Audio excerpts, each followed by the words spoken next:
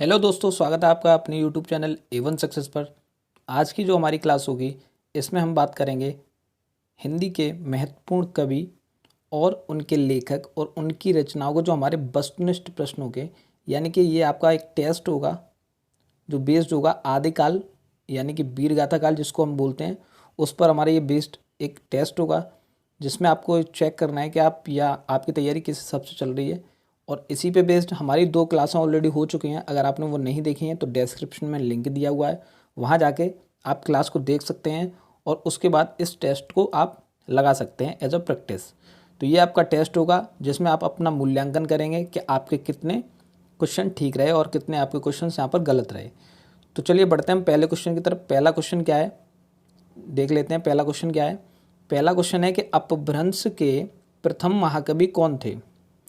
तो हमें यहाँ पर बताना है कि अपभ्रंश के प्रथम महाकवि कौन थे। ऑप्शन ए है हेमचंद्र, ऑप्शन बी है स्वयंभू, ऑप्शन सी है रामचंद्र और ऑप्शन डी है सोमप्रभ सूरी। तो आपको यहाँ पर कमेंट में ये बताना है कि इस प्रश्न का आंसर क्या था और आपने इस प्रश्न का आंसर क्या लगाया। यहाँ पर इस प्रश्न का जो राइट आंसर होगा वो हमारा ऑप्शन बी राइट आंसर हो जाएगा, स्वयंभू। ठीक है, तो बी हमारा इस प्रश्न का क्या हो जाएगा, सही उत्तर हो जाएगा। आपने क्या लगाया कमेंट में वो ज़रूर बताएं कि आपने इस प्रश्न का क्या आंसर लगाया। अगले क्वेश्चन की ओर बढ़ते हैं। अगला क्वेश्चन है हिंदी का प्रथम महाकाव्य कौन सा है। तो यहाँ बताना है कि हिंदी का जो प्रथम महाकाव्य है वो कौन सा है। ऑप्शन ए है चर्यापद, ऑप्शन बी है रामचरितमानस, ऑप्शन सी है पृथ्वीराज रासो और ऑप्शन डी है पद्मापद। तो यहाँ पर जो आपका राइट आंसर होगा वो ऑप्शन सी हमारा जो है राइट आंसर हो जाएगा। पृथ्वीराज रासो जो है हिंदी का प्रथम महाकाव्य है, यानी कि ऑप्शन सी जो है हमारा यहाँ सही उत्तर हो जाएगा। और आपने इसका क्या आंसर लगाया वो भी आप कमेंट में बताएं कि आपने इस प्रश्न का क्या आंसर लगाया। अगले प्रश्न की ओर बढ़ते हैं। अगला प्रश्न है आदिकालीन साहित्य में वीर रस की रचनाओं में किस भाषा का प्रयोग किया गया है। किसमें? आदिकालीन साहित्य में जो वीर रस की रचनाएं हैं उसमें किस भाषा का प्रयोग किया गया है। ऑप्शन ए है पिंगल भाषा, ऑप्शन बी है बुंदेली भाषा, ऑप्शन सी है डिंगल भाषा या ऑप्शन सी है डिंगल भाषा या ऑप्शन डी है प्राकृत भाषा। तो यहाँ पर जो आपका राइट आंसर हो जाएगा वो ऑप्शन सी हो जाएगा, डिंगल भाषा का प्रयोग किया गया है। सी हमारा जो है राइट आंसर हो जाएगा। और आप भी इसको टेस्ट के थ्रू लगाएं, यानी कि आप एज अ टेस्ट इसको कंसीडर करें और अपना जो है मूल्यांकन खुद करें और कमेंट में ज़रूर बताएं कि आपने यहाँ पर कितना स्कोर किया लास्ट में। तो बढ़ते हैं अगले क्वेश्चन की तरफ।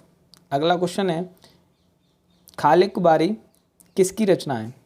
खालिक बारी किसकी रचना है। ऑप्शन ए है खालिक खलक, ऑप्शन बी है रहीम, ऑप्शन सी है अमीर खुसरो और ऑप्शन डी है अकबर। तो यहाँ जो इस प्रश्न का जो राइट आंसर हो जाएगा वो हमारा ऑप्शन सी हो जाएगा, यानी कि अमीर खुसरो इस प्रश्न का सही उत्तर हो जाएगा। आपने क्या लगाया वो भी आप कमेंट में बताएं कि आपने इस प्रश्न का क्या आंसर लगाया। अगले प्रश्न की ओर बढ़ते हैं। अगला प्रश्न है राउल बेल किसकी रचना है। कौन सी? राउल बेल।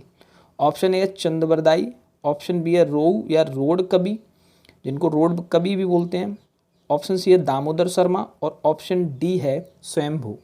तो यहाँ इस प्रश्न का जो राइट आंसर हो जाएगा वो हमारा ऑप्शन बी राइट आंसर हो जाएगा, रोऊ या रोड कवि। तो ऑप्शन बी इस क्वेश्चन का क्या हो जाएगा, सही उत्तर हो जाएगा। आपने क्या आंसर लगाया वो भी आप कमेंट में ज़रूर बताएं कि आपने क्या क्या आंसर लगाए हैं। अगले प्रश्न की ओर बढ़ते हैं। अगला प्रश्न है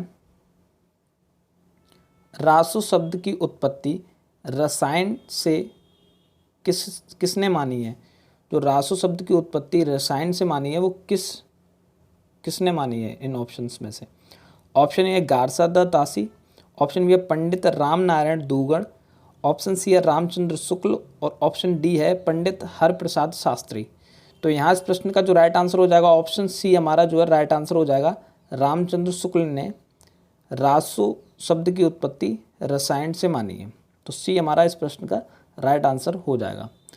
अगले प्रश्न की ओर बढ़ते हैं। अगला प्रश्न है राहुल सांकृत्यायन ने हिंदी का प्रथम कवि किसे माना है। राहुल सांकृत्यायन ने हिंदी का प्रथम कवि किसे माना है। ऑप्शन ए है सरहपा, ऑप्शन बी है अज्ञात, ऑप्शन सी है सालेभद्र सूरी और ऑप्शन डी है स्वयंभू। तो आपको कमेंट में बताना है कि आपका आंसर क्या था ठीक है। तो इस प्रश्न का जो राइट आंसर हो जाएगा वो हमारा ऑप्शन ए राइट आंसर हो जाएगा, यानी कि सरहपा ने हिंदी का प्रथम कवि माना है किसको? राहुल सांकृत्यायन ने हिंदी का प्रथम कवि सरहपा को माना है। ठीक है, तो यहाँ इस प्रश्न का जो राइट आंसर है ऑप्शन ए हमारा सही हो जाएगा।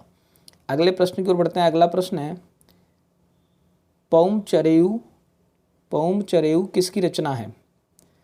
तो रचना किसकी है आपको कमेंट में बताना है आंसर इसका। ठीक है, ऑप्शन ए है अब्दुल रहमान, ऑप्शन बी है विद्यापति, ऑप्शन सी है स्वयंभू और ऑप्शन डी है चंद बरदाई। तो यहाँ इस प्रश्न का जो राइट आंसर हो जाएगा ऑप्शन सी हमारा राइट आंसर हो जाएगा स्वयंभू। ठीक है, तो सी इस प्रश्न का क्या हो जाएगा? सही उत्तर हो जाएगा। अगले प्रश्न की ओर बढ़ते हैं। अगला प्रश्न है सरहपा का संबंध किस निम्न में से किससे है? तो सरहपा का संबंध किससे है? ऑप्शन ए सिद्ध साहित्य, ऑप्शन बी है रासो काव्य और ऑप्शन सी है नाथ साहित्य और ऑप्शन डी है जैन काव्य। तो यहाँ इस प्रश्न का जो राइट आंसर हो जाएगा वो हमारा ऑप्शन ए जो है राइट आंसर हो जाएगा। सिद्ध साहित्य से संबंध है किसका? सरहपा का। तो ए इस प्रश्न का क्या हो जाएगा? सही उत्तर हो जाएगा। अगले प्रश्न की ओर बढ़ते हैं। अगला प्रश्न है हमारा पुष्पदंत किस शताब्दी के कवि थे? कौन? पुष्पदंत। ऑप्शन ए 8वीं शताब्दी, ऑप्शन बी है 7वीं शताब्दी, ऑप्शन सी है 10वीं शताब्दी या ऑप्शन डी है 11वीं शताब्दी। तो यहाँ इस प्रश्न का जो राइट आंसर हो जाएगा वो हमारा ऑप्शन सी राइट आंसर हो जाएगा 10वीं शताब्दी। ठीक है, सी इस प्रश्न का क्या हो जाएगा? सही उत्तर हो जाएगा। और आपने क्या आंसर लगाया वो भी आप कमेंट में बताएं कि आपने क्या आंसर लगाया। अगले प्रश्न की ओर बढ़ते हैं। अगला प्रश्न है दोहा कोश किसकी रचना है? तो हमें बताना है यहाँ पे कि दोहा कोश किसकी रचना है। ठीक है, ऑप्शन ए है विद्याधर, ऑप्शन ए है विद्याधर, ऑप्शन बी है सरहपा, ऑप्शन सी है पुष्पदंत और ऑप्शन डी है सबरपा। ठीक है, तो किसकी रचना है हमें बताना है। यहाँ पुष्पदंत होगा, दोहा कोश। तो यहाँ इस प्रश्न का जो राइट आंसर हो जाएगा वो हमारा ऑप्शन बी हो जाएगा। दोहा कोश जो है सरहपा की रचना है। तो बी इस प्रश्न का क्या हो जाएगा? राइट आंसर हो जाएगा। अगले प्रश्न की ओर बढ़ते हैं। अगला प्रश्न है किस रचना का दूसरा नाम आलखंड है? आलखंड है, किस रचना का दूसरा नाम आलखंड है? ऑप्शन ए है पृथ्वीराज रासो, ऑप्शन बी है परमाल रासो, ऑप्शन सी है विजयपाल रासो और ऑप्शन डी है हम्मीर रासो। तो यहाँ इस प्रश्न का जो राइट आंसर हो जाएगा वो हमारा ऑप्शन बी राइट आंसर हो जाएगा, यानी कि परमाल रासो। तो बी इस प्रश्न का सही उत्तर हो जाएगा। आपने क्या आंसर लगाया वो भी आप कमेंट में बताएं कि आपने क्या आंसर लगाया।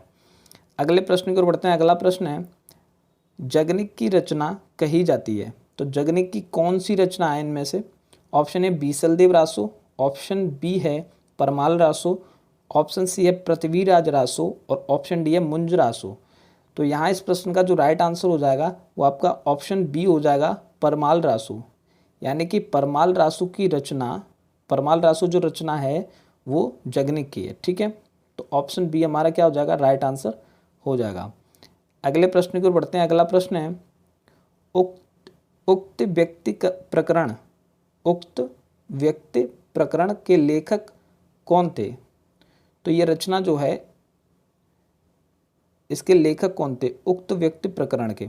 Option A Pushpadant, option B है धनपाल, ऑप्शन सी है ठाकुर ज्योतिरीश्वर और ऑप्शन डी है दामोदर शर्मा। तो यहाँ जो इस प्रश्न का राइट आंसर हो जाएगा वो ऑप्शन डी हमारा राइट आंसर हो जाएगा, दामोदर शर्मा। तो डी इस प्रश्न का क्या हो जाएगा? सही उत्तर हो जाएगा। आपने क्या आंसर लगाया वो भी आप कमेंट में बताएं कि आपने इस प्रश्न का क्या आंसर लगाया। अगले प्रश्न की ओर बढ़ते हैं। अगला प्रश्न है हिंदी काव्यधारा के संपादक हैं। तो हिंदी काव्यधारा के संपादक कौन हैं? ऑप्शन ए है राहुल सांकृत्यायन, ऑप्शन बी है पीताम्बर दत्त बर्दवाल, ऑप्शन सी है श्रीराम शर्मा और ऑप्शन डी है रामचंद्र शुक्ल। तो यहाँ जो इस प्रश्न का राइट आंसर होगा वो हमारा ऑप्शन ए राइट आंसर हो जाएगा, राहुल सांकृत्यायन। तो आपका ए इस प्रश्न का क्या हो जाएगा? सही उत्तर हो जाएगा। आपने क्या आंसर लगाया वो भी आप कमेंट में बताएंगे कि आपने 15वें क्वेश्चन का क्या आंसर लगाया। तो ये थे आज के हमारे क्वेश्चंस। जिसको आपने एज अ टेस्ट लगाया और आपने देखा होगा कि आपने आदिकाल यानी कि जिसे वीरगाथा काल भी कहते हैं उसके क्वेश्चंस को किस तरह से डील किया और उनके क्या आंसर रहे। तो ये थी हमारी जो आज की क्लास जिसको आपने देखा। ये एज अ टेस्ट हम करा रहे हैं और आप इसको ज़रूर देखिए, ठीक है। और कमेंट में ये ज़रूर बताइए कि आपका 15 में से कितना स्कोर रहा, यानी कि आपके 15 में से कितने क्वेश्चंस ठीक रहे, वो कमेंट में आप ज़रूर बताइए। तो वीडियो अगर आपको अच्छी लगे तो वीडियो को लाइक अवश्य करें और शेयर करें आप उन सभी दोस्तों को जो आपके हिंदी, टीजीटी, पीजीटी और अन्य परीक्षाओं में जो भी आपके हिंदी से महत्वपूर्ण प्रश्न आते हैं हिंदी साहित्य से, वो आपके पूरे हो जाएंगे यहाँ से, ठीक है। तो मिलते हैं नेक्स्ट क्लास में, तब तक के लिए धन्यवाद।